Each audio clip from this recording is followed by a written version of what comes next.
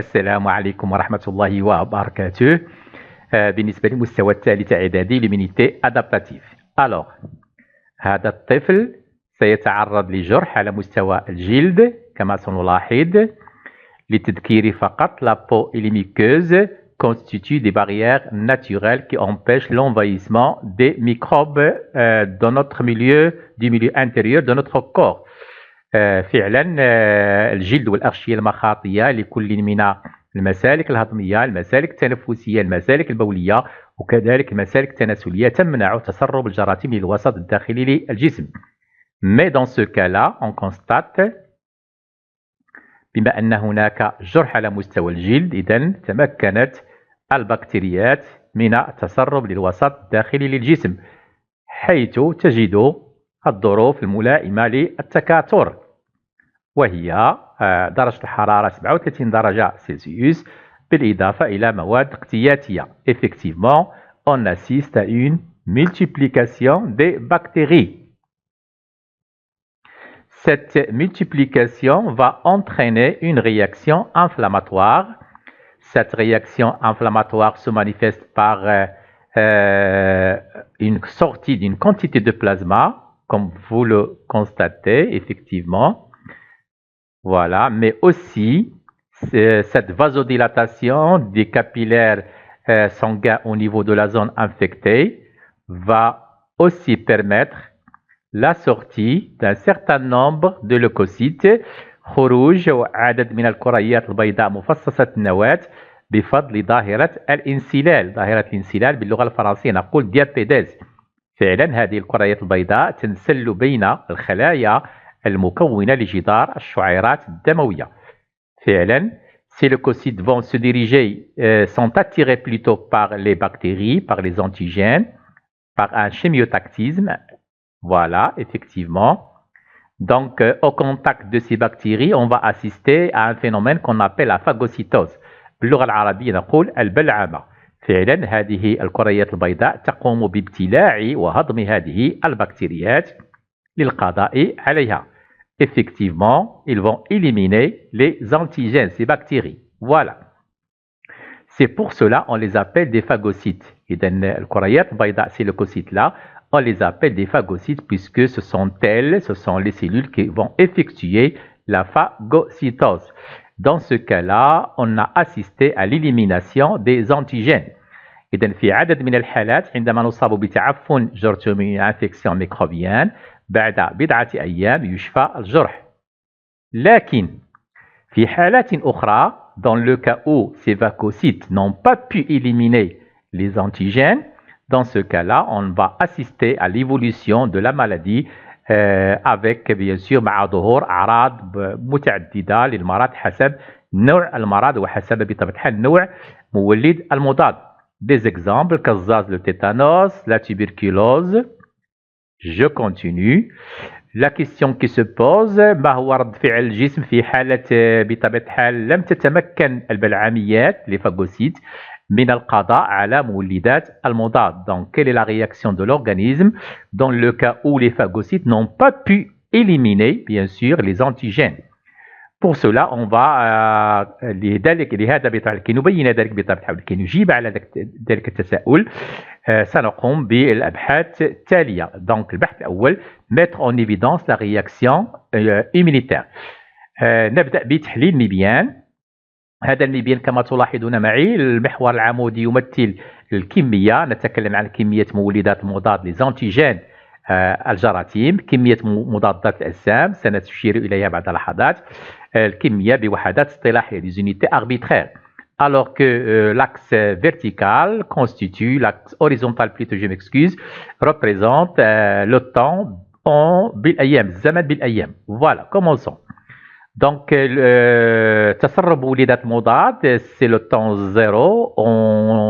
Comme vous le constatez, هناك تزايد سريع لكمية مولدات المضاد بحيث تبلغ أقصاها تقريبا في اليوم الرابع. لكن في اليوم الرابع on assiste تلاحظون معي بطبيعة الحال ظهور ما نسميها بمضادات الأجسام والتي يتزايد عددها أو كميتها بشكل كذلك مستمر. الشيء الذي نلاحظ بطبيعة الحال كلما ازدادت كمية مضادات السام كلما تناقصت كمية مولدات المضاد. إذا في غياب مضادات السام هناك تزايد لكمية مولدات المضاد، ولكن عند ظهور مضادات السام تناقصت كمية مولدات المضاد. إذا هذا يجعلنا نستنتج منذ الآن بطبيعة الحال على أن الجسم ينتج مضادات السام بهدف القضاء على مولدات المضاد. إذا إنتاج مضادات الأجسام يشكل أو يمثل استجابة مناعية تهدف لإقصاء مولدات المضاد. ننتقل إلى العمل الثاني وهو عبارة عن مجموعة من التجارب سنقوم بدراستها. التجربة الأولى نستخلص من فأر شفي من الكزاز لو تيتانوس المصل وهو لو سيروم، ثم نحقن لفأر تجربة وذلك بعد حقنه بسمين الكزاز. سمين الكزاز لا توكسين qui va provoquer le tétanos. Voilà, effectuons notre expérience. Voilà, on va injecter le sérum qui provient d'une souris qui a été guérie du tétanos. Comme vous le constatez الفأر في هذه الحالة يبقى على قيد الحياة رغم حقنه بسمين الكزاز. رغم أننا حقناه بسمين الكزاز، هذا يجعلنا نستنتج أن المصل الذي حقن به يحتوي على عناصر مكنته من مقاومة أو من إقصاء سمين الكزاز الذي يشكل بطبيعة الحال مولدات المضاد des antigènes. Passons maintenant à l'expérience 2. Dans ce cas-là نستخلص من فأر شفي من السل. قمنا بتغيير المرض. التجربة الأولى تكلمنا عن الكزاز، الآن نتكلم عن السل التبركلوز المصل، ثم نحقن لفأر بعد حقنه ببيكا. Voyons, voilà. Donc, l'injection du sérum qui provient, comme je l'ai déjà dit, d'une souris qui a été guérie de la tuberculose. Mais dans ce cas-là, on voit que نلاحظ على أن الفأر كما ربما تبين لكم ذلك على أنه مات، رغم أننا قمنا بنفس ما قمنا به في التجربة الأولى. ننتقل الآن، إذا يمكن أن نستنتج منذ الآن بطبيعة الحال أن المصل الذي حقن به لا يحتوي على عناصر موجهة للقضاء على بيكا، على عيسيات كوخ. عيسيات كوخ هي بكتيريات، هي البكتيريات المسؤولة عن مرض السل. ننتقل للتجربة الثالثة. إذا في هذه الحالة لا نستخلص المصل من الفأر الذي شفي من السل، وإنما نستخلص منه اللمفاويات التي. فوالا، ثم نحقن لفأر التجربة بعد حقنه ببيكا باسيل دو كوخ وعيسيات كوخ. فعلا كما تلاحظون معي، فوالا في هذه الحالة الفأر يبقى على قيد الحياة. إذا بالنسبة لمرض السل كما ربما تبين لنا ذلك، تدخل حقنه باللمفاويات تي مكنه من مقاومة بطبيعة الحال بيكا عيسيات كوخ. نتيجة البحث ديالنا ربما تبين ذلك. إذا في حالة تسرب مولدات مضاد للوسط الداخلي للجسم تحدث استجابة مناعية نوعية سبيسيفيك، ولكن هذه الاستجابة تحدث بطريقتين، دو فوا. البريمير فوا ما نسميها لا فوا هيمورال، تتمثل في إنتاج مضادات أجسام دي زانتيكور موجهة للقضاء على مولدات المضاد. سي لو كا دو لا بروميير اكسبيريونس، حالة سمين الكزاز. أما بور لا دوزيام فوا سي اون فوا سيلولير، في هذه الحالة تتمثل في تدخل خلايا مناعية تسمى الليمفويد تي مباشرة لإقصاء مولدات المضاد، مثل حالة عيسيات كوخ المسؤولة عن مرض السل. نتابع. ننتقل الآن للبحث عن البحث الثاني وهو آلية هذه الاستجابة المناعية. إذا نبدأ بالمسلك الخلطي، سي لا فوا هيمورال التي أشرنا على أنها تتمثل في إنتاج مضادات الأجسام. إذا تتشكل هذا المسلك بطبيعة الحال من مراحل: تعرف، لا ريكونيسونس دي زونتيجين، تنشيط والتكاثر، بروليفيراسيون اي اكتيفاسيون، انتاج مضادات الاجسام، برودكسيون دي زونتيكور، واخيرا تشكل المركب المنيع، لا فورماسيون دان كومبلكس ايمينيتير. فويون مرحله التعرف. اذا لدينا دي زونتيجين، لدينا دي لانفوسيت بي. فوالا، ايتاب 1 مرحله التعرف على نوع مولد مضاد effectivement. مرحله التنشيط والتكاثر، donc c'est une activation et prolifération des lymphocytes B. Voilà, leur nombre augmente. Voilà, formation d'un clone. هذه المجموعة تشكل لنا، تتحول إلى ما نسمي باللي بلازموسيت البلزميات، وهي لمفاويات بي قادرة على إنتاج مضادات الأجسام. أما المجموعة الثانية تشكل لنا لليمفوسيت بي ميموار. فوالا، اللمفاويات المنتجة لمضادات الأجسام كما أشرت تسمى باللي بلازموسيت. Voilà, effectivement, il va produire les anticorps Voilà, comme vous le constatez. ننتقل الآن إلى المرحلة التالية بالنسبة لتشكل المركب المنيع. Voilà, les anticorps vont se diriger vers les antigènes. Ils vont former ce qu'on appelle le complexe immunitaire. Ceci, bien sûr, va permettre, voilà, va neutraliser les antigènes et va permettre l'intervention des phagocytes qui vont effectuer la phagocytose. Voilà, et la digestion de ces antigènes. مراحل بالعمل التي أشرنا إليها سابقا طرح الحطام الناتج عن هضم مولدات المضاد. بالنسبة للمسلك الخلوي, la voie cellulaire dans ce cas-là, toujours il y a une reconnaissance des antigènes, mais cette fois-ci par les lymphocytes T. Voilà, تعرف على مولد مضاد. المرحلة الثانية, c'est une activation et prolifération, effectivement. تنقسم إلى مجموعتين, الليمفاوية T القاتلة cytotoxique, الليمفاوية T الذاكرة. إذن voilà. Ces lymphocytes T8 cytotoxiques TC, bien sûr, comme vous allez le constater, ils vont se diriger directement vers la cellule infectée. Voilà. Ils vont produire, bien sûr, ce qu'on appelle la perforine. Celle-ci va permettre, bien sûr, la destruction, si j'ose dire, bien sûr, de la cellule infectée. Voilà. وأخيرا بطبيعة الحال voilà تدخل البلعميات لابتلاع بطبيعة الحال بقايا الخلايا المعفنة التي تم تحطيمها من طرف الليمفاويات TC. On continue. Donc كما أشرنا إلى ذلك, الاستجابة المناعية النوعية, l'immunité adaptative se fait par deux voies. voie humorale, voie cellulaire. La voie humorale, المسلك الخلطي يتم بفضل تدخل الليمفاويات B التي تنتج مضادات أجسام نوعية والتي تشكل مع مولدات المضاد مركب مناعي يبطن مفعولها, مما يسهل تدخل البلعميات بعد التعرف على مولد المضاد. تنشط الليمفاويات B وتتحول إلى بلزميات منتجة لمضادات الأجسام, وبطبيعة الحال مجموعة أخرى تشكل لنا الليمفاويات B الذاكرة.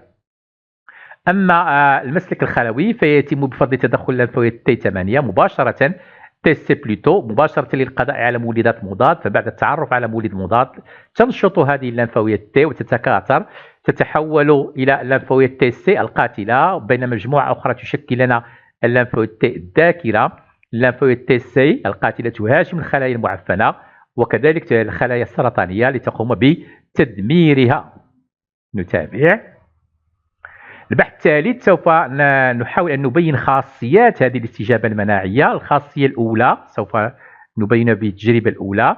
إذا حقن فأر بسمين الكزاز.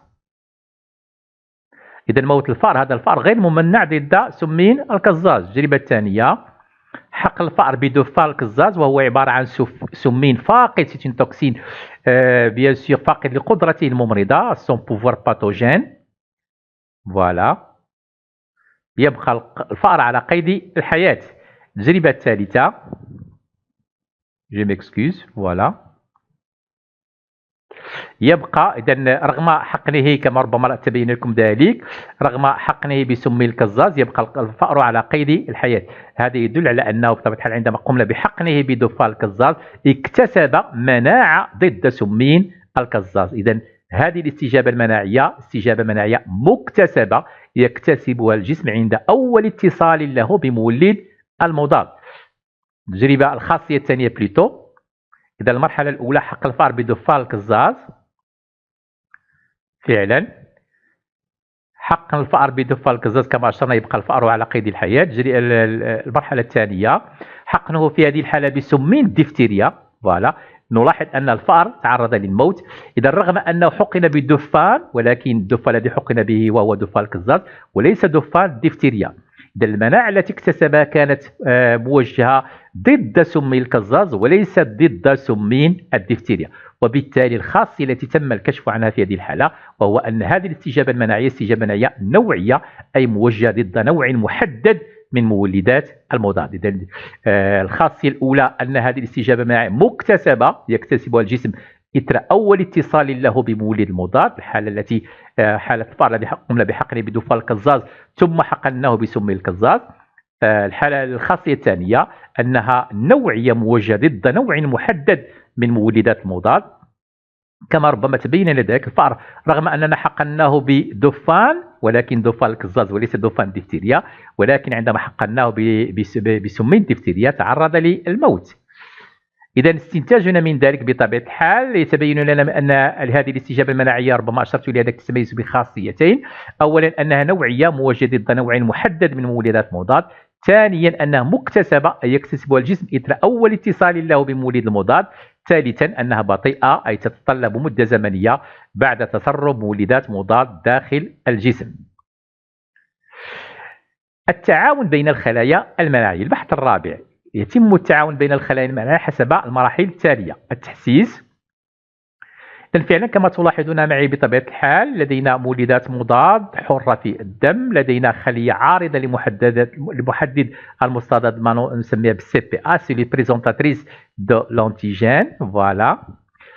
المرحلة الموالية كما نلاحظ لدينا ربما تبين لنا ذلك مرحلة التنشيط. فوالا جو ميكسكوز اعتذر. الليمفويد تي 4 تتحول إلى ليمفويد تي مساعدة هيلبر. إذا هذه الليمفويد تي 4 سوف تفرز وسيط كيميائي الانترلوكين. هذا الأخير سوف ينشط كل من الليمفويد بي وكذلك الليمفويد تي. فوالا. في هذه الحالة بطبيعة الحال كما أشرنا يتم هناك عملية تكاثر وتنشيط وتكاثر كل من الليمفويد بي والليمفويد تي. الليمفويات بي مجموعة من الليمفويات بي تتحول إلى بلزميات منتجة لمضادات الأجسام، بينما مجموعة ثانية من الليمفويات تي 8 تتحول إلى ليمفويات تي قاتلة. إذن هذا يدل بطبيعة الحال على أن هناك بطبيعة الحال تعاون بين الخلايا الليمفاوية. بدون الليمفويات تي لن تتمكن الليمفويات بي من إنتاج مضادات الأجسام، ولن تتمكن الليمفويات تي بطبيعة الحال تي 8 من التحول إلى ليمفويات تي قاتلة. التنفيذ بطبيعة الحال إذا البلزميات إنتاج مضادات الأجسام. تي سي كما ربما أشرنا سابقا إلى ذلك تتجه مباشرة إلى الخلايا المعفنة لتقوم بتدميرها بطبيعة الحال بتحطيم هذه الخلية. في الحالة الأولى بطبيعة الحال مضادات الأجسام مع مولدات المضاد تشكل لنا المركب المناعي. أما الليمفويد تي سي فإنها تحطم الخلايا المعفنة عن طريق البيرفورين كما أشرت إلى ذلك. وأخيرا بطبيعة الحال فوالا من يتدخل البلعاميات في آن واحد بطبيعة الحال سوف تقوم بابتلاع المركب المنيع لأن مولدات المضاد فقدت قدرتها الممرضة. نعم. ومن جهة أخرى سوف تبتلع كذلك بطبيعة الحال بقايا الخلايا الخلايا المعفنة التي تم تدميرها بطبيعة الحال بواسطة الليمفويد تي سي. كملخص إذن يتضح لنا وجود تعاون بين الخلايا المناعية حيث تلعب الليمفويد تي 4 دورا أساسيا في الاستجابة المناعية المكتسبة، حيث تعمل على تنشيط كل من الليمفويات بي المسؤولة عن الاستجابة المناعية الخلطية، وتنشيط كذلك الليمفويد تي 8 المسؤولة عن الاستجابة المناعية الخلوية. وبعد القضاء على مولدات المضاد تتدخل البلعامية لتستكمل المهمة، وذلك ببلعمة أشلاء الخلايا المعفنة التي تم القضاء عليها بفضل تدخل الليمفويد تي سي، وكذلك بلعمة المركب المناعي التي تشكل بطبيعة الحال نتيجة بطبيعة الحال ارتباط مضادات الأجسام بمولدات مضاد، تم بفضل تدخل الليمفويد بي بإنتاج مضادات الأجسام. شكرا.